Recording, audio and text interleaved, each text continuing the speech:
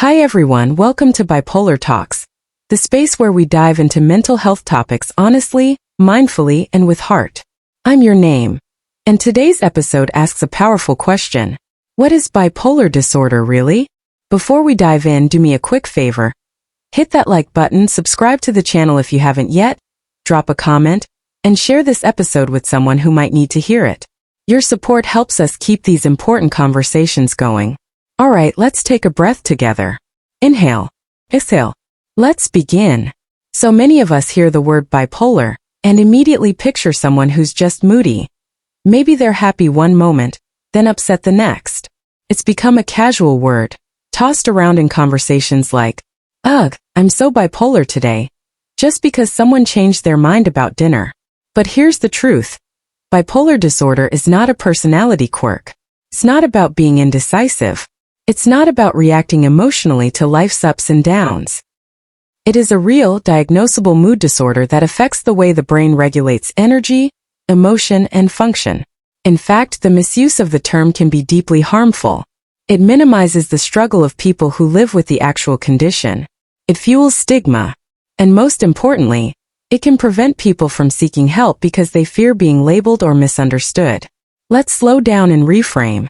What if instead of assuming or judging, we started asking and listening? So, what is bipolar disorder really?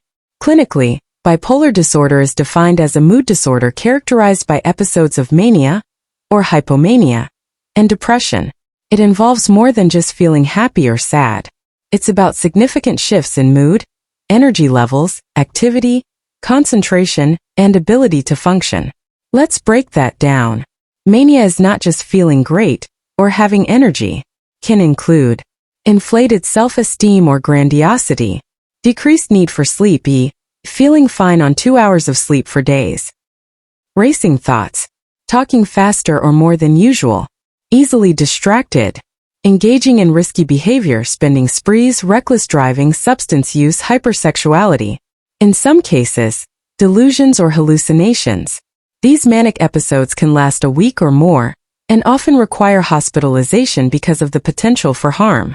Depressive episodes involve low energy and fatigue, feelings of worthlessness or hopelessness, trouble concentrating, loss of interest in activities once enjoyed, significant weight changes, thoughts of death or suicide.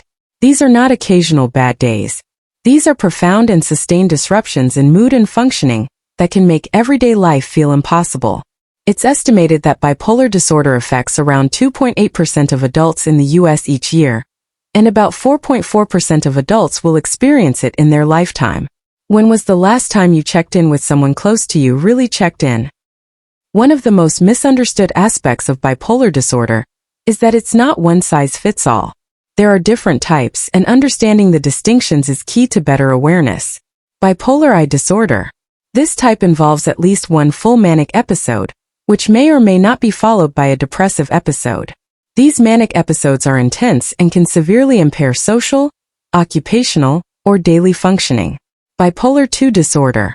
Here, the person experiences hypomanic episodes, less severe than full mania, and at least one major depressive episode. People often overlook hypomania because it might feel productive or euphoric. But the depressive side can be deeply debilitating. Cyclothymic disorder, cyclothymia. Cyclothymia involves frequent shifts between hypomanic and depressive symptoms over 2 years or more, but they don't meet the full criteria for a manic or depressive episode. It's like emotional turbulence that never fully settles. Other specified and unspecified bipolar disorders. Sometimes people don't fit neatly into one category. Mental health isn't always tidy. That's why clinicians use flexible diagnostic tools and long-term assessments to really understand what's going on. Each type affects people differently, but all are valid, all are real, and all deserve attention. Have you ever looked at a person and had no idea what emotional storm they might be weathering inside? Bipolar rarely travels alone. It often coexists with other mental health challenges. Anxiety disorders, generalized anxiety, panic attacks, social phobia. ADHD, shared symptoms like impulsivity and distractibility can blur lines. Substance use disorders. Many people turn to alcohol or drugs to manage symptoms. Eating disorders. particularly in adolescents and young adults. PTSD, especially in those with a history of trauma. This overlap makes diagnosis complicated and sometimes delayed for years. Studies show it can take an average of 5 to 10 years from the onset of symptoms to a correct diagnosis of bipolar disorder. So if you or someone you know feels like no one's figured it out yet, take heart. Keep going. There's no shame in needing time to understand your mind. Let's geek out for a second, because beneath all these symptoms, something deeper is happening in the brain. Research points to chemical imbalances, particularly involving neurotransmitters like dopamine affects motivation and reward. Serotonin influences mood and emotion. Norepinephrine, connected to arousal and alertness. Brain imaging studies also show differences in brain structure and activity, especially in areas like the prefrontal cortex, responsible for decision-making, and the amygdala, which processes emotion. There's also a strong genetic component. If a person has a parent or sibling with bipolar disorder, their risk increases significantly. Though environment and life experience play major roles too. Understanding the biology helps fight stigma. Mental illness isn't a moral failing. It's a medical condition, and one that deserves compassion and care. Life with bipolar disorder is not easy, but it's not without beauty. The highs and lows can feel chaotic, unpredictable, and isolating. There can be loss of jobs, of relationships, of stability. But many people living with bipolar also develop extraordinary resilience, self-awareness, and creativity. In fact, some studies have found elevated rates of bipolar traits in artists, musicians, and writers. But romanticizing it isn't the goal. What matters is recognizing that people with bipolar aren't broken. They're navigating a complex, nonlinear journey. Daily life may involve medication management, mood stabilizers, antipsychotics, antidepressants, psychotherapy, especially CBT and psychoeducation, sleep and routine regulation, crisis planning, support groups and peer connection. What helps most? Support, acceptance, and being seen as a whole person. Here's the best news. Bipolar disorder is highly treatable. While it may not be curable, many people live rich, balanced lives with the right treatment. It's about managing the condition, not erasing the person.